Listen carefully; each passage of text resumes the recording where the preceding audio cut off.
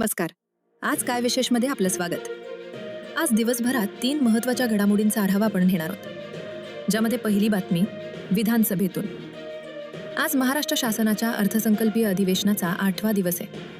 विविध मुद्द्यांवर आज विधानसभा व विधान परिषदमध्ये गोंधळ पाहायला मिळू शकतो. पुढची बातमी मुंबईमधून. महाराष्ट्र ट्रान्सपोर्ट ॲक्शन कमिटीने आज ई-चलन प्रणाली विरोधात आंदोलन पुकारले, ज्यामुळे आज मुंबईमध्ये वाहतूक कोंडी होण्याची शक्यता आहे. तिसरी महत्त्वाची बातमी म्हणजे इराण-इस्रायल संघर्ष सुरूच आहे. यावरही आज दिवसभरात भर दिला जाईल.